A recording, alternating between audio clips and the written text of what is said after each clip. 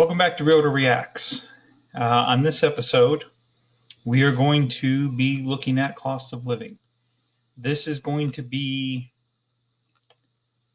a little bit more of a challenging episode. I am undoubtedly going to have quite a bit to say on this one.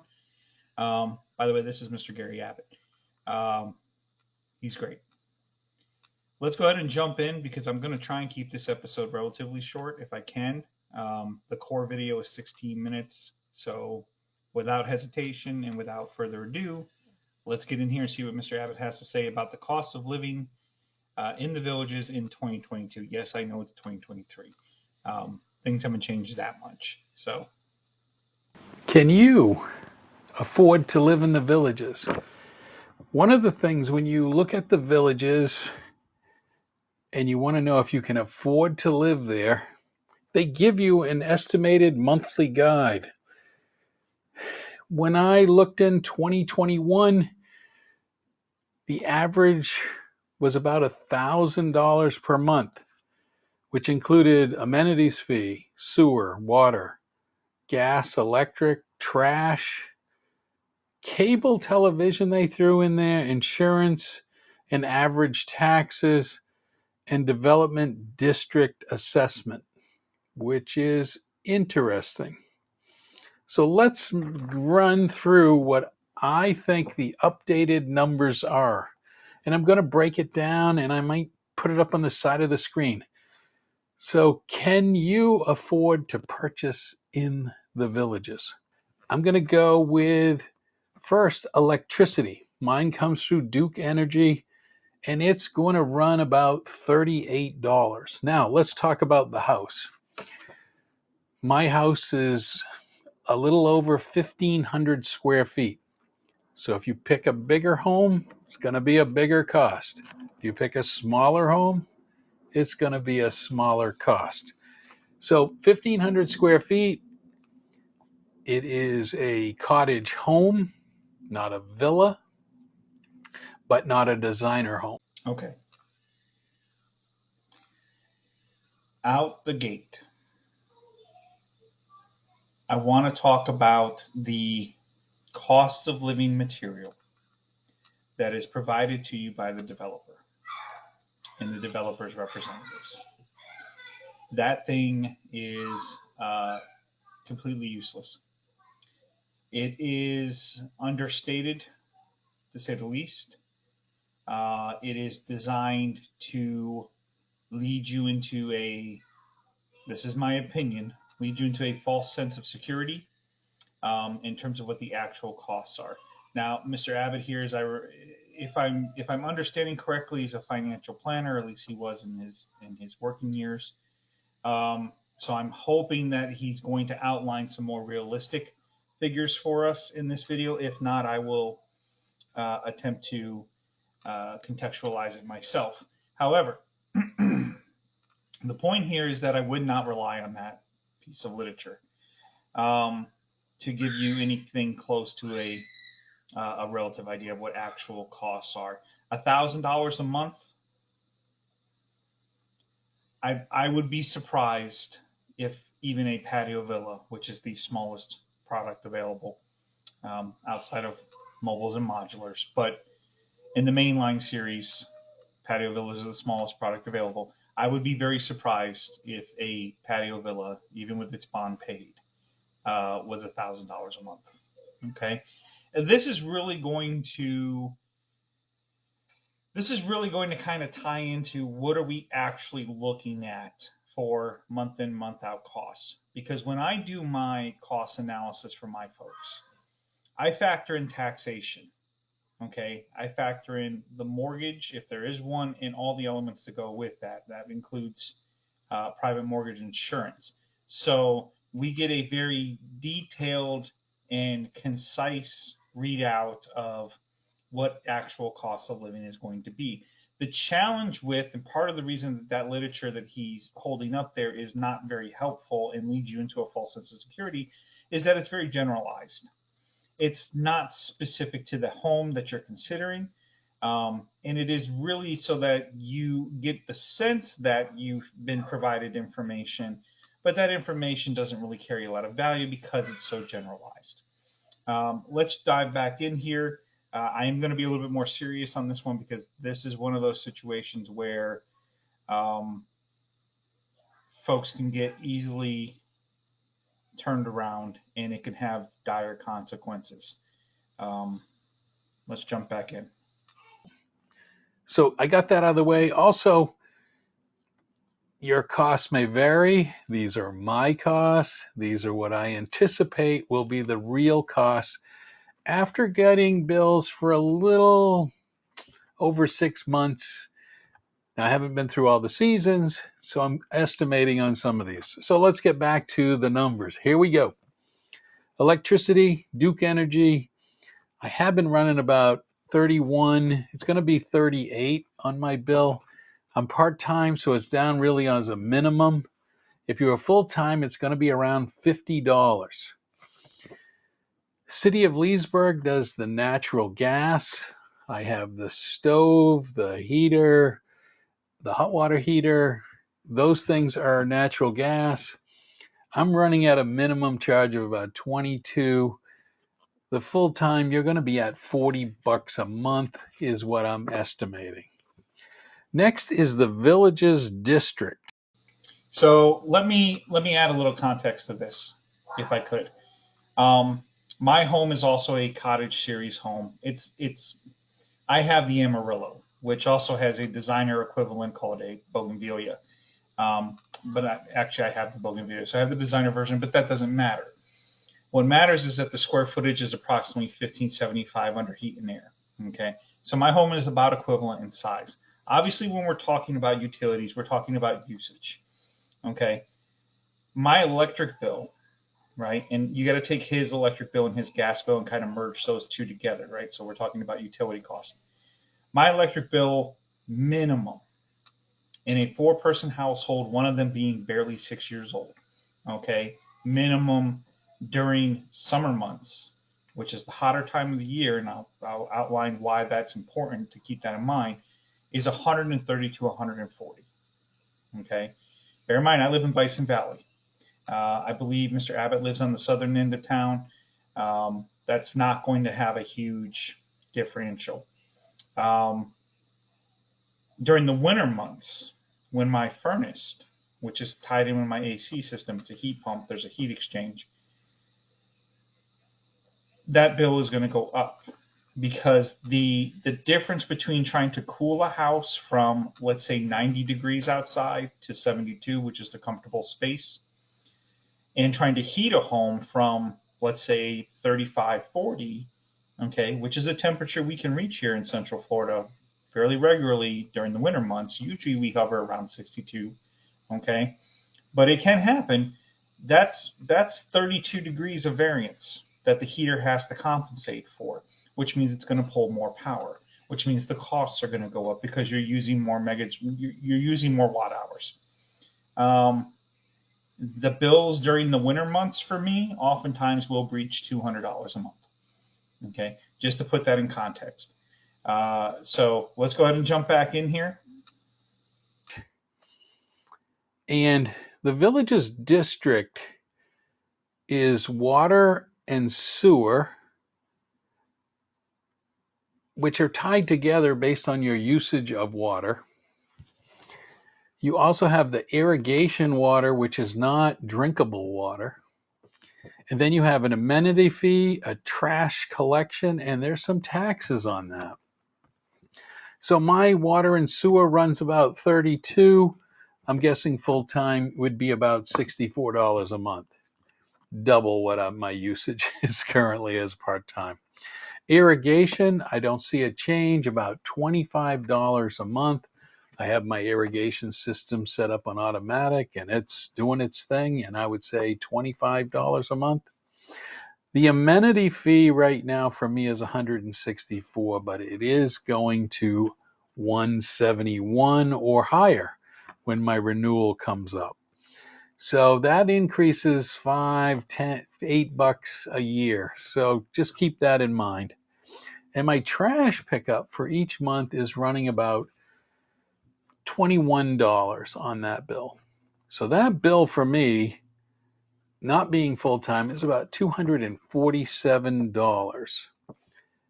Full-time, my estimate is about $280. I'm going to skip a few of these things that are kind of optional. They are optional. So I don't have any real pushback on that. Here's what you have to understand. Because Mr. Abbott is in the southern portions of the community, they have a different relationship with Wildwood. And so their expenses on some of these things are going to be variant. The way that monthly um, amenities bill, along with the water, trash, and sewer, come out, that's pretty universal throughout the villages, but how those numbers reflect is going to vary. And so, what do I mean by that? In the northern end of the community, the irrigation system is set up different than when you cross over 466, right around 2004. You cross over 466, and the irrigation system gets switched over to non potable water. In the northern sections, it's on the main water line. So, you won't have a separate irrigation charge per se. Your water bill will just be inflated, and your water expenses could actually be higher in the northern sections of the community because of that. Um, this separate irrigation charge is new to me. I've never seen this before, but I haven't spent a lot of time in the southern sections. I haven't had the opportunity to do a lot of resale work down in there and have these conversations with the ownership base down there, bearing in mind, that area has really just now at the 5-6 year mark started to go into its natural cycle of resales. So, and of course, the amenities fee is always going to change. Obviously, this video is roughly a year old, maybe a year and a half old.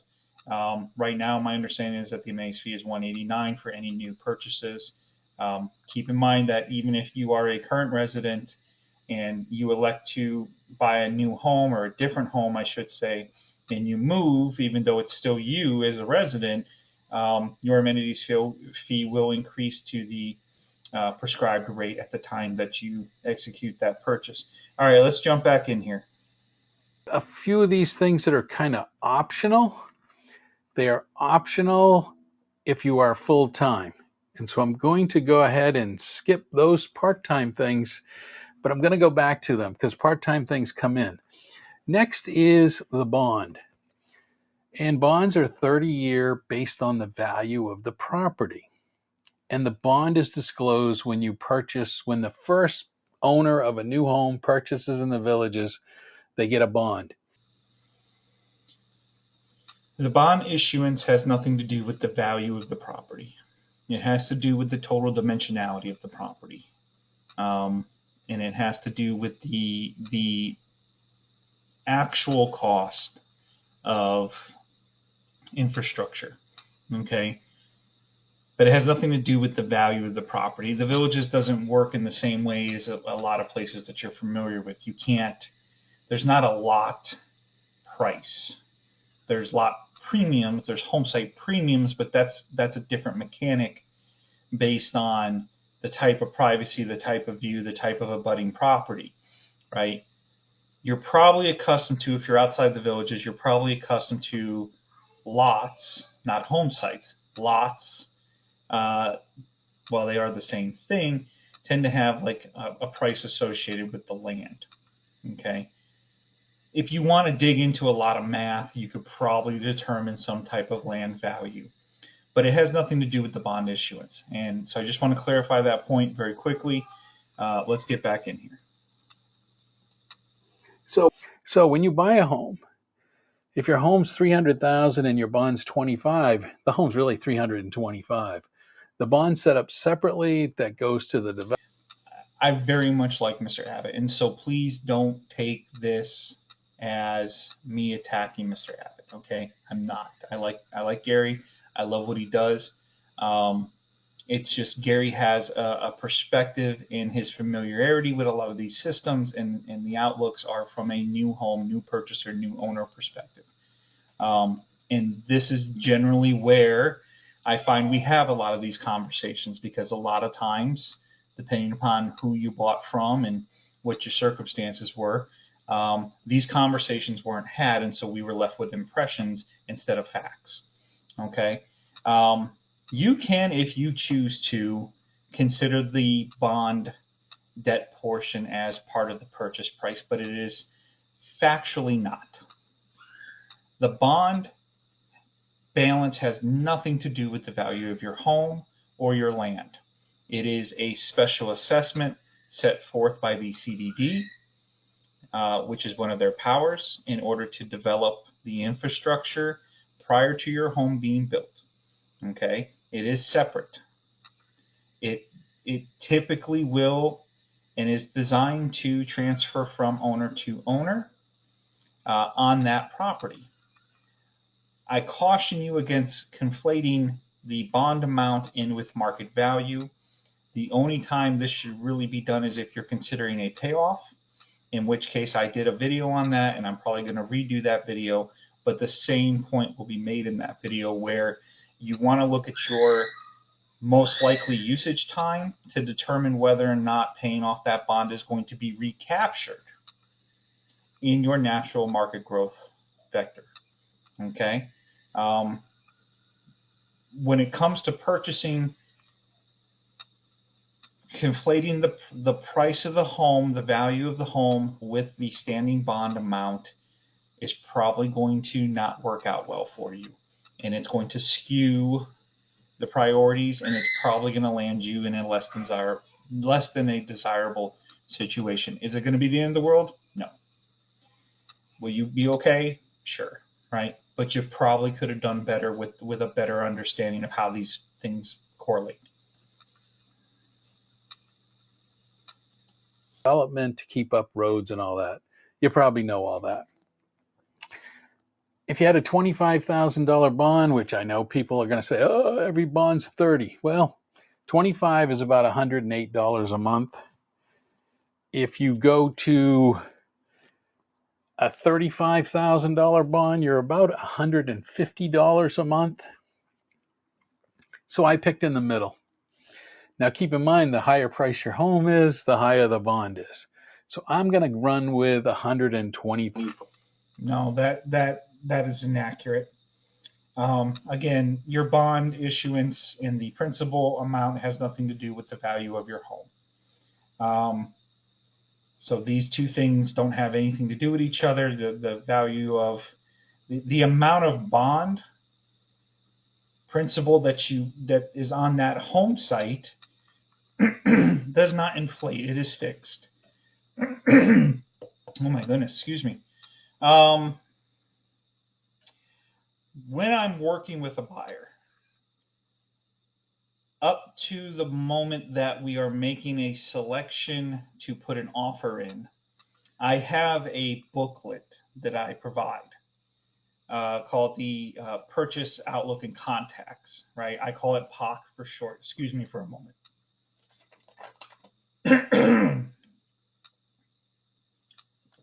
Goodness, I got something. Woo! I got something caught in my throat there. There we go. Okay. So the POC has two major elements in it that I want my buyer to be aware of. Okay. The first thing it has is the comp work, which is essentially the same as a comparative market analysis. And basically what I'm doing there, what I'm providing for, is reassurance that the value of the home substantiates the price being asked, right? And this gives us an idea of how we want to approach negotiations. If we are dealing with a home that is priced very aggressively, I want my buyer to be aware of that so that we can kind of factor that in, right? Bear in mind, when you're doing negotiations, the idea is to secure the property, right? We're trying to figure out how realistic is the seller in this situation. And so the comps are there to kind of give us an idea of where the market value should be today, bearing in mind that most homes are 60 to 90 days removed from their initial pricing because they've been on the market for that period of time traditionally. The other major element that's in the POC is the cost analysis, cost of living analysis. When we do the cost of living analysis on the taxation side, which is what he's talking about here, the bond is a fixed amount. It has a payment schedule based on its amortization, and its interest is tied in with that already. So it's usually it's one number. Okay, it doesn't really change from year to year. It can, but it's going to go down. The thing that changes is the maintenance portion, the bond maintenance portion. And that can change on a year-to-year basis. It depends on the district and what the board has decided to do based on their projections for maintenance costs in the district. But that number can change. The big number is the county taxes, right? What are called ad valorem taxes. And a lot of times you'll get a reassessment. A reassessment will trigger based on a purchase. Okay. And so with my POC, what I do is I've been working on this, and our cold dad can speak to this because I addressed this briefly in another video. I've been working on a estimator for projected tax adjustment. Okay. And so I build that in, right, to the best of my ability. Bear in mind, anytime you're projecting monthly costs of living, you're doing an estimate. With what I'm trying to accomplish with the POC is that I'm trying to give as close to a realistic idea as possible. And if falling short of that, I want to give an overstated idea. I want it to be the worst case scenario. So that if we look at the worst case scenario and we say, okay, this is comfortable for where I am financially on a month in, month out basis, I can be secure in buying this property. I know that the value holds up versus the price, and I know that my monthly isn't going to put me in the poorhouse anytime soon, right? I can be excited about going forward with this negotiation. Let's get back in here. Really, actually, before we jump back in, doing a credible cost of living analysis really has to be done on a per home basis. Trying to do a generalization just isn't going to work. There's too much diversity in the community in terms of taxation, in terms of housing products, and there's too much variance that can occur for a generalization to be even close to accurate. Now we can jump back in. How much is your house valued at? And then there's also this fire and maintenance fees, which are attached to your property taxes for the development. Different than what I already talked about, the monthly SSU utilities fee. So my guess for you is that your property tax is going to run between $5,000 and $10,000. And this maintenance fee could run anywhere from $700 to $1,200. So I'm not really sure. Again, he's in the southern sections of the community, which is a newer section. Okay. When you're in the newer sections, your maintenance fee is going to be a bit higher because they're building a cushion, right? They're building a cushion, and what that cushion is going to allow them to do is to mitigate big swings in the maintenance expense year to year, right? And kind of transition up slower if they need to increase the maintenance, whether it be cost of material or labor. That's why that's happening. When you're in a more established neighborhood, going back in time, okay, it's going to be one of those days. All right, your maintenance fee will be much more reasonable. It probably will range anywhere from $350 to $600 a month, or $600 a year, which I will then break down monthly so that we have a realistic understanding of what our costs are going to be. Let's jump back in. I'm not really sure because on my little chart, they say the development district assessment is $191. Well, that turns into like $2,000 a year. So just keep that in mind. So I'm going to pick property taxes, the development fee, I'm guessing $8,000. If you divide that by 12, you're somewhere around $666. So that is before your mortgage and before some other things. But one more thing. I can tell you if you're buying a new house, you can get good homeowners insurance for about, and they estimate on here, $100 a month.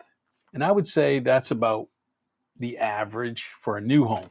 You buy a used home that needs a new roof, or it's into the period where maintenance is necessary, your insurance may be a lot more. I've heard everything from 2,500 and beyond. So this number, I'm going to run with the $100 a month. That's $1,200 a year if you're buying a new house.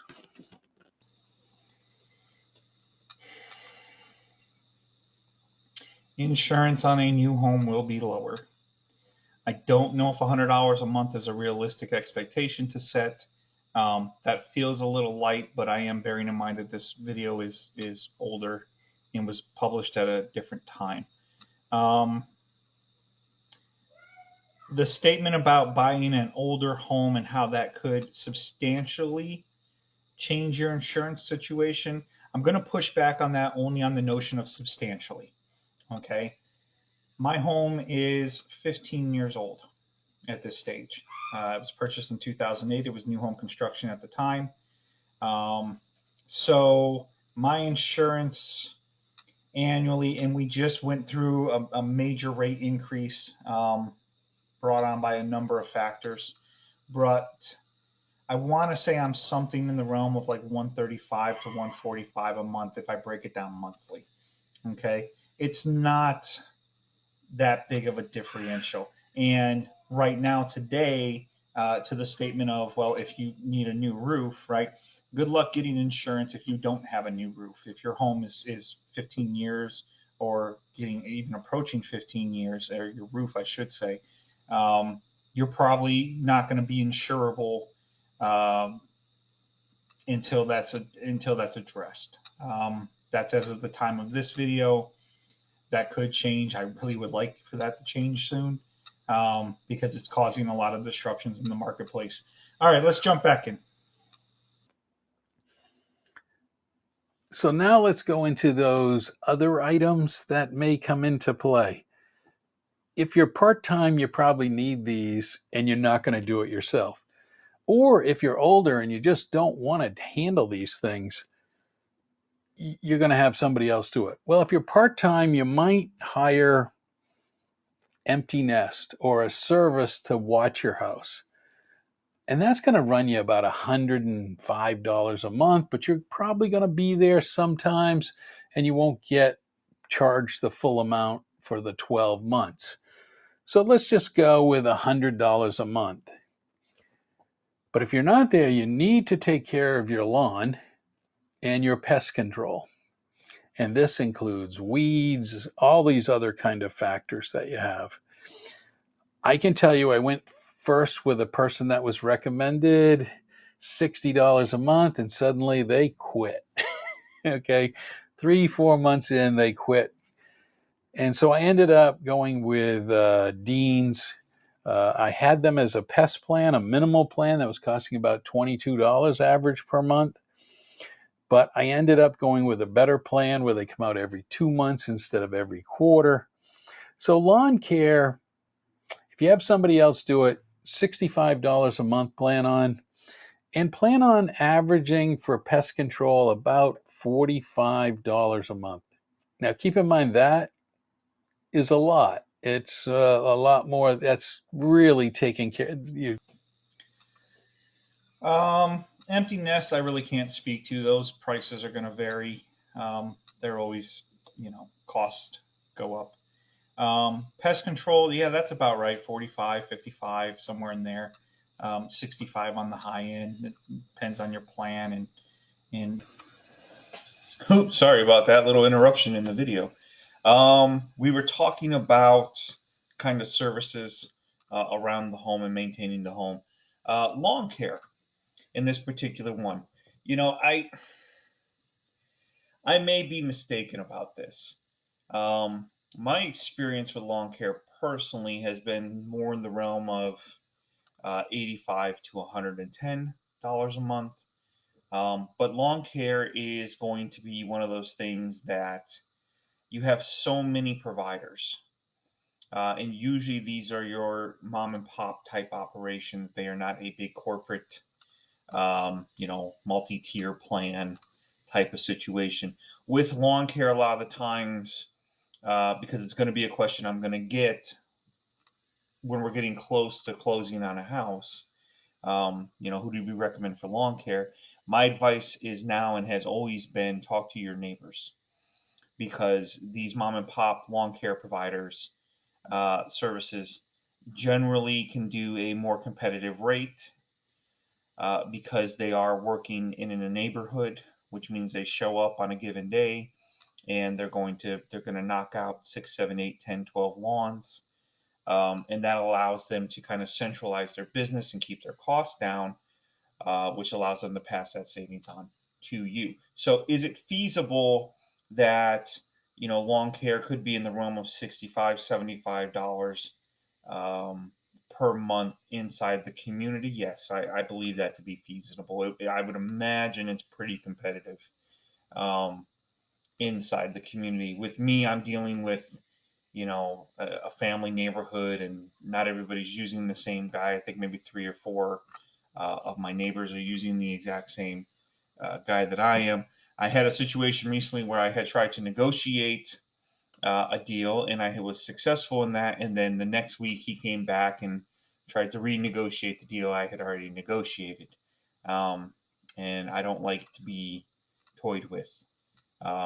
We had an agreement, so I don't understand why this conversation is now continuing. And it's not like you're trying to negotiate a better rate. You're trying to justify why you should charge more. And I've already looked at it all. So, and I was pretty darn fair about it to begin with. Let's jump back in here. It's turning over to Dean's, and Dean's is going to take care of it.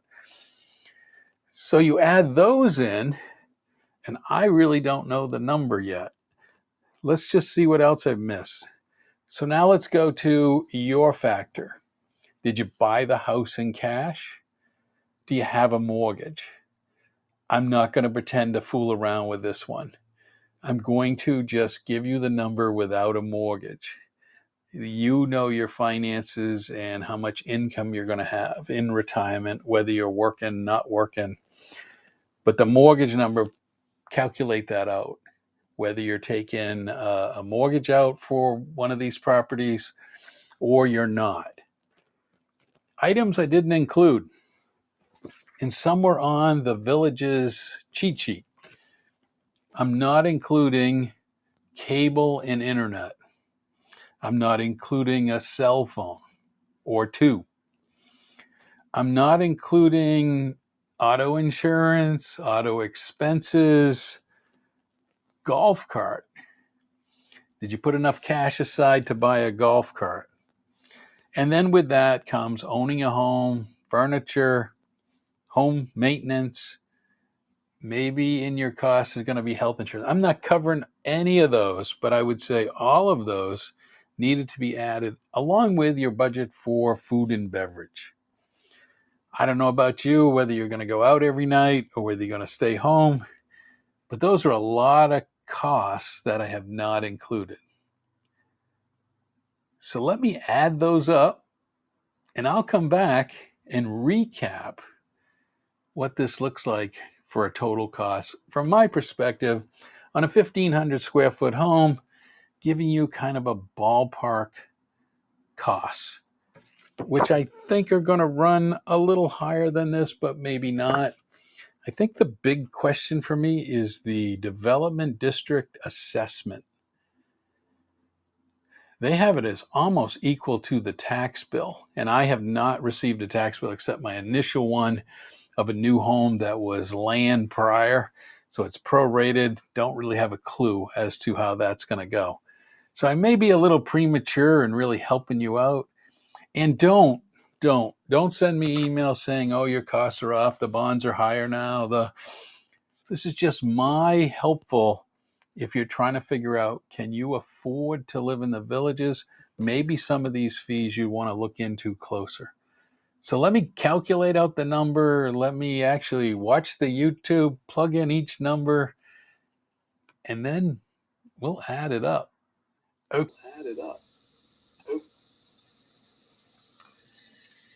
Okay. Generally, when I'm doing a cost of living analysis for a customer, I don't go to the extent of factoring in externals, what I call external elements, right? If it's not attached to the purchase of the home and the operation of the home, I don't usually mess around with it, right? Car insurance, cell phones, your eating habits, your grocery bill, these type of things are really personal to you, and it's not part of something that I'm going to touch base on. I mean, I would assume I'm a great budgeter, but I have family members who are not great budgeters. Um, I would assume that you have some conceptual idea of what your monthly expenses are currently, and how moving to the villages might influence or change that. That's it.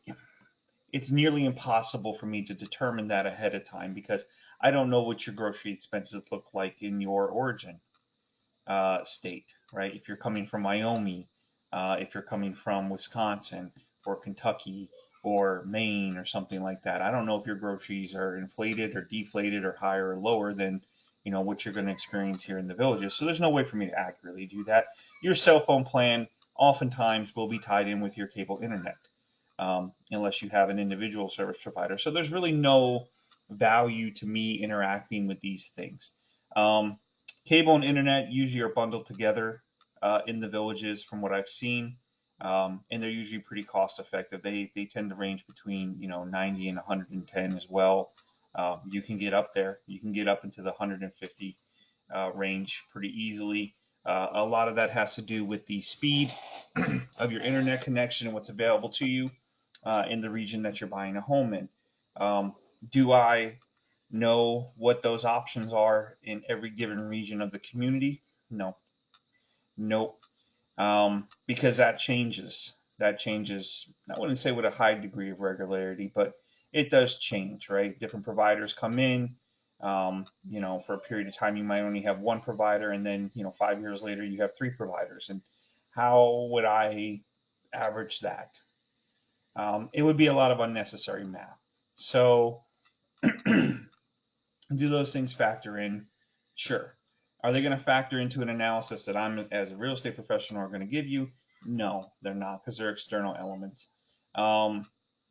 With the CDD elements of your tax bill, the non-ad valorem taxes, right, the debt bond and the maintenance on the bond, being equal to or greater than your ad valorem taxes. There is a scenario where that could be possible, but it's incredibly rare and probably only for a limited period of time. Again, this is going to come back to that maintenance portion of the bond and building out that buffer, getting that cushion established so that they can produce a more reliable bond maintenance in the future. This is really something you're only going to encounter in new home purchasing and in new home regions, right? Or district, I should say. So let's go ahead and jump back in here and wrap this up and see, what do we got, 4 minutes left? Okay, this is not going to be a 30-minute video. I should probably just give up on this notion of a 30-minute video. I'm going to keep trying, but I don't know if it's feasible. Okay, I am back from adding it all up and seeing where I'm at. So I'm going to put up on the screen the very first monthly costs, which I did: electricity, natural gas, water and sewer, irrigation, trash, amenity fee. Remember, in the water sewer 2 amenity fee, there was a small tax. I don't know, I called it the SSU, the utilities. The bond, property taxes, I estimated $8,000 in combination with the property tax plus the fire fee that gets attached to it. Maybe a little high, maybe a little low. I think it's in the ballpark. That all totaled $1,160. Then I did a few more. One item that is definitely was missing from that list was insurance at an extra $100. Gives you a total of $1,260 with no mortgage.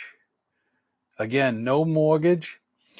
The next items were the part-time. If you are only going to be there on a part-time basis, the winter, a few months a year, you're going to look into, you really need, say, in like an empty nest, a house service that checks on your home. You're going to need lawn care. You're not going to be there to do it. This is optional. If you're full-time, you can take care of your own lawn if you want. If you don't, add it to your full-time monthly costs. $65, $60. You might get a 55 from somebody, but I went all out eventually because I had a guy that was less expensive, but he quit and he didn't tell me about it. When you're not there, it's pretty hard to check. Pest control, they have different plans, quarterly, every 2 months. Comes out to $45 a month average. You can get some. I had one that was 22 every quarter. Well, 22 a month, $60 a quarter. You could shop around, get a lower, but I came up with a quick total of $1,470. Now that's a lot different than what the Villages gave me of $1,012. That was based on a $250,000 home. The homes are a lot more now. The 1470 also includes some of these other things like empty nests, lawn care, and pest control, which were not in that original list, but you need those in order to do this. So I put up the 2 slides of the monthly costs, what I had, and then I put up the secondary costs. And keep in mind, there's a lot of other costs. But when you're looking at, can you afford to live in the Villages, the cost will be a little lower. If you buy a smaller house and less maintenance, some of the villas don't really need lawn care. They're all gravel. Or if you pick a designer home, it's probably going to cost a little bit more than that. And then you add the mortgage. I hope this was helpful. Like and subscribe. I'm about to do a whole bunch of videos coming up on the Villages through the summertime. So if you're interested in what it's like during the summer, like, subscribe, ring the bell so you'll get notifications. But this really is part of, I did a video on how to find a new home. A lot of people complain they don't understand the process. So I did a video on the process, which will come up here at the end. And now I've done one on what you can anticipate in costs. Now, again, a disclaimer, I'm only basing this on what I've experienced so far. They could be off. Look at the numbers really close before you pull the trigger if you're close on budget to being able to live in the Villages. Thanks for watching. Hope to see you next time when I produce another video, which will be a lot more fun in the Villages. Thanks for watching. So again, I wanna reiterate this point, right? I like Gary Abbott a lot, and I applaud him for creating this video to begin with, because what Gary's trying to do is he's trying to create a framework of understanding, and he's trying to be as accurate as humanly possible, but he recognizes that he's working with a very slim data set, right? He only has his information from his region, that he can personally access, and so he has to, when you're doing estimations, he has to then derive and put forth a lot of guesswork. Okay, his numbers are a little light. I would estimate in total probably about two, maybe $250, understated. But really, and this is kind of a difference in style, right? When I'm doing these for my customers, and I mentioned this earlier, but it's worth repeating, I want to set expectations very high. I want to be too high on the estimation, right? Too high on the cost. And I want to be wrong. I know that's a weird thing to kind of, think about, but I want to be wrong. I want the actual expenses to be lower, but I want to put an estimate out higher. There's a notion of, under promise, over deliver. Okay. And again, when we're working from a worst case scenario and it still makes sense, then in my opinion, that is the safest position to move forward with. Okay. If you're, a lot of folks don't even buy a home on these bases, right? When you're looking at buying a property, a lot of folks don't put this into the calculus. And this comes down to, and I've had this happen, right? I'll have a customer come in and they come in with the standard array, what I call the standard array: square footage, some location preferences based on their understanding, type of home, and price, right? Every time I'm on the phone with a customer, it's like, I want this, this, this, and this. None of that matters, right?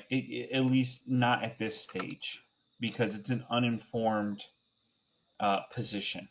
It's going to change, and I know it's going to change throughout the process. So I jot it down, I make note of it, but I know it's going to change. And then at some point, if we don't have a solid understanding of what's important to us, or we don't have an understanding of what we're capable of doing, we're probably going to have a conversation around, well, what can we afford monthly?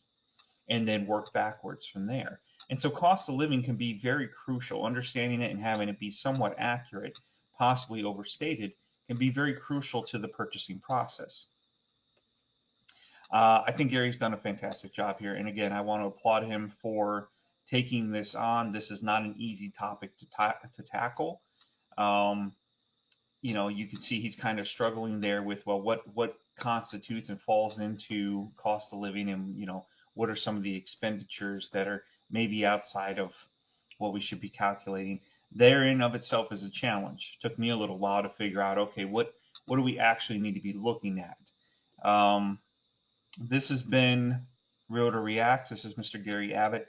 I'm not beating up on Mr. Abbott at all. Okay. It's very difficult to pin some of this stuff down when you have a limited data set.